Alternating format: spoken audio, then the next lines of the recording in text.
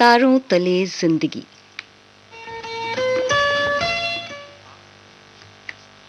तारों तले जिंदगी इस सीरीज में हम आपके लिए लेकर आए हैं हिंदी साहित्य जगत की कुछ चर्चित कहानियों और उपन्यासों पर केंद्रित रेडियो नाट्य वाचन। आइए सुनते हैं मुंशी प्रेमचंद की कहानियों का रेडियो नाट्य वाचन। आज की कहानी है बूढ़ी काकी।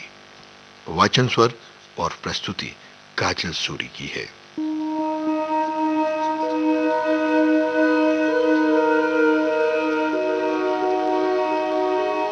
जबान के स्वाद के अलावा कोई और इच्छा नहीं थी। उनके पतिदेव को गुजरे बहुत वक्त हो चुका था। बेटे बड़े होकर चल बसे थे। अब एक भतीजे के अलावा और कोई ना था। उसी भतीजे के नाम उन्होंने अपनी सारी जायदाद लिख दी। भतीजे ने सारी जायदाद लिखाते वक्त खूब लंबे चौड़े वादे किए, लेकिन ये सब वादे केवल सब्ज बाग थे। हालांकि उस जायदाद की वार्षिक आय 150-200 रुपए से कम न थी। तब भी बूढ़ी काकी को पेट भर भोजन भी बहुत मुश्किल से मिलता था। इसमें उनके भतीजे पंडित बुद्धिराम का अपराध था या उनकी अर्धांगिनी श्रीमती रूपा का, इसका फैसला करना आसान नहीं। बुद्धिराम स्वभाव के सज्जन थे, लेकिन उसी समय तक जबकि उनके पोष पर आंच न आए। रूपा स्वभाव से तेज थी, लेकिन भगवान से डरती थी। इसलिए बूढ़ी काकी को उसकी तेजी उतनी ना खलती थी जितनी बुद्धिराम की बलमनसाहत। उनके दोनों लड़के भी काकी को बहुत तंग किया करते थे।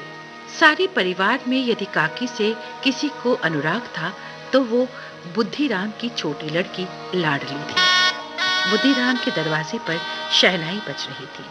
आज बुद्धिराम के बड़े लड़के मुखाराम का तिलक आया है। ये उसी का उत्सव है। घर के भीतर स्त्रियां गा रही हैं। रूपा मेहमानों के लिए भोजन में व्यस्त थी। भट्टियों पर कढ़ा चढ़े हुए थे। उन्हें रसोई घर से आती हुई खुशबू बेचैन कर रही थी। वे मन ही मन सोच रही थी कि शायद मुझे पूड़ियां न मिलेंगी। इतनी देर हो गई, कोई भोजन लेकर नहीं आया। मालूम होता है सब लोग भोजन कर चुके, मेरे लिए कुछ न बचा।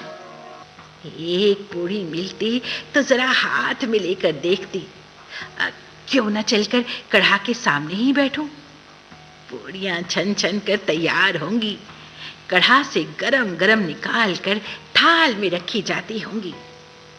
ये सोचकर बूढ़ी काकी ने फैसला कर लिया और अकड़ों बैठकर हाथों के बल सरकती हुई बड़ी कठिनाई से चौखट से उतरी और धीरे धीरे रेंगती हुई कढ़ा के पास जा बैठी। रूपा उस समय अपने काम में थी। कभी कढ़ा के पास जाती, कभी भंडार में जाती। किसी ने बाहर से आकर पूछा, महाराज ठंडाई मांग रहे हैं, ठंडाई देनी होगी। तो वो ठंडी देने लगी। फिर किसी ने कहा, अभी भोजन तैयार करने में कितना देर है, जरा ढोल मंजीरा उतार लो। बेचारी अकेली स्त्री दौड़ते दौड़ते परेशान हो गई, लेकिन क्रोध प्रकट करने का अवसर न पाती थी। भय होता कि कहीं पड़ोस ने ये ना कहने लगे कि इतने में उबल पड़ी। प्यास से उसका गला सूख रहा था। गर्मी के मारे फूंकी जाती थी। ये भी खटका था कि जरा आंख हटी और चीजों की लूट मची। तभी उसने बूढ़ी काकी को कढ़ा के पास बैठी देखा तो जल गई। क्रोध न रुक सका। इसका भी ध्यान न दिया कि पड़ोस ने बैठी हुई हैं। मन में क्या कहेंगी। वो बूढ़ी काकी पर झपटी और उन्हें दोनों हाथों से झटक कर बोली, ऐसे पेट में आग लगे, पेट है या भाड़? कोठरी में बैठते तो तुम्हें बनता नहीं, क्या दम घुटता था वहां? अभी मेहमानों ने नहीं खाया, भगवान को भोग नहीं लगा, तब तक धैर्य ना हो सका, आकर छाती पर सवार हो गई। जल जाए ऐसी जीभ। दिन भर खाती ना होती तो जाने किसकी हांडी में मुंह डालती। गांव देखेगा तो क्या कहेगा कि बुढ़िया भरपेट खाने को नहीं पाती, तभी तो इस तरह मुंह बाए फिरती है। नाम बेचने पर लगी हुई है, नाक कटवा कर दम लेगी। इतना ठूसती है, ना जाने कहां भस्म हो जाता है। भला चाहती हो ना तो जाकर कोठरी में बैठो। जब घर के लोग खाने लगेंगे तब तुम्हें भी मिलेगा। तुम कोई देवी नहीं हो, चाहे किसी के मुंह में पानी ना जाए, लेकिन तुम्हारी पूजा पहले ही हो जाए। बूढ़ी काकी ने सर उठाया, न रोई न बोली, चुपचाप रेंगती हुई अपनी कोठरी में चली गई। भोजन तैयार हो गया, आंगन में पत्तलें पड़ गई, मेहमान खाना खाने लगे। बूढ़ी काकी अपनी कोठरी में जाकर पछता रही थी। यहीं सोचते सोचते वो अकड़ू बनकर सरकते हुए आंगन में आई और मेहमानों के बीच में आ पहुंची। पंडित बुद्धिराम काकी को देखते ही क्रोध से तिलमिला गए। उन्होंने लपक कर काकी को दोनों हाथों से पकड़ा और उन्हें घसीटते हुए अंधेरी कोठरी में धम से पटक दिया। मेहमानों ने भोजन किया, घर वालों ने भी भोजन किया, लेकिन बूढ़ी काकी को किसी ने नहीं पूछा। लाडली को काकी से अत्यंत प्रेम था। बेचारी भोली लड़की थी।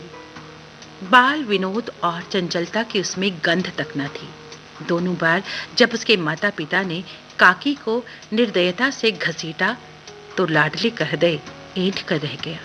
वो झुंझला रही थी और सोच रही थी, हम लोग काकी को क्यों बहुत सी पूड़ियां नहीं देते? क्या मेहमान सबकी सब खा जाएंगे?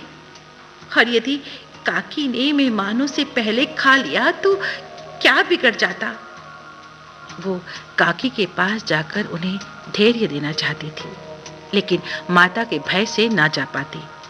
उसने अपने हिस्से की पूड़ियां बिल्कुल न खाई थी, अपनी गुड़िया की पिटारी में बंद कर रखी थी। उन पूड़ियों को काकी के पास ले जाना चाहती थी। उसका हृदय अधीर हो रहा था। बूढ़ी काकी मेरी बात सुनते ही उठ बैठेंगी, पूड़ियां देखकर कितनी खुश होंगी, मुझे खूब प्यार करेंगी मेरी काकी। काकी चुपचाप लेट गई। तभी कानों में आवाज आई, काकी उठो, मैं पूड़ियां लाई हूं। काकी ने लाडली की बोली पहचानी, एकदम उठ बैठी, दोनों हाथों से लाडली को टटोला और उसे गोद में बिठा लिया। लाडली ने पूड़ियां निकाल कर दी। काकी ने पूछा, क्या तुम्हारी अम्मा ने दी हैं? लाडली ने कहा, नहीं, ये मेरे हिस्से की हैं। काकी पूड़ियों पर टूट पड़ी। 5 मिनट में ही पिटारी खाली हो गई। लाडली ने पूछा, काकी पेट भर गया?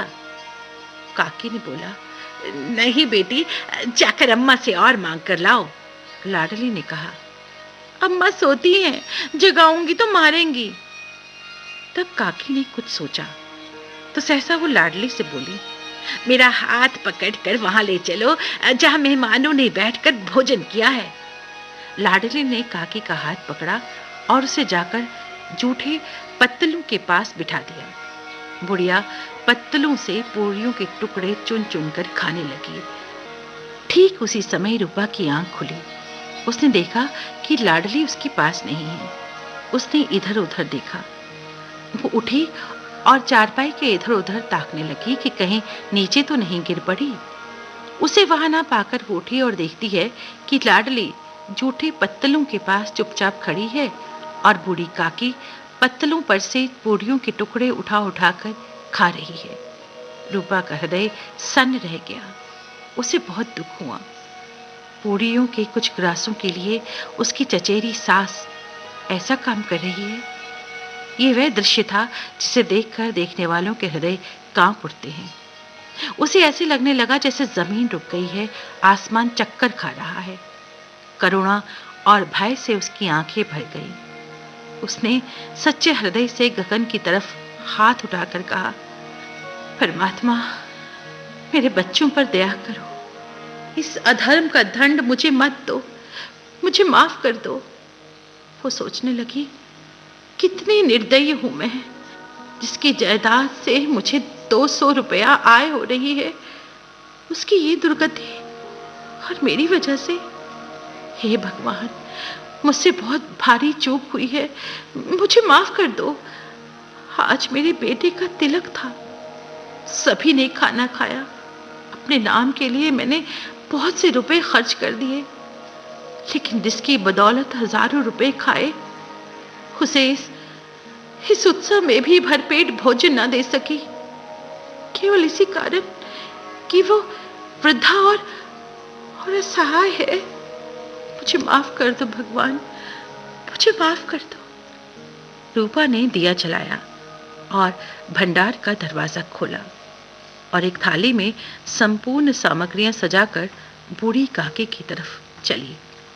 आधी रात जा चुकी थी।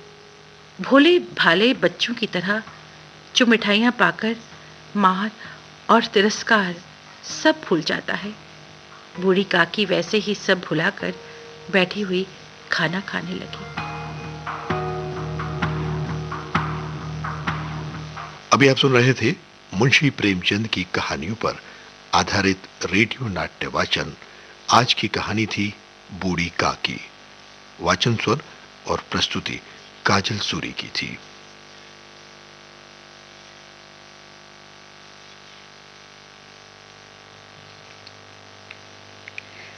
अभी आप सुन रहे थे कार्यक्रम तारों तले जिंदगी।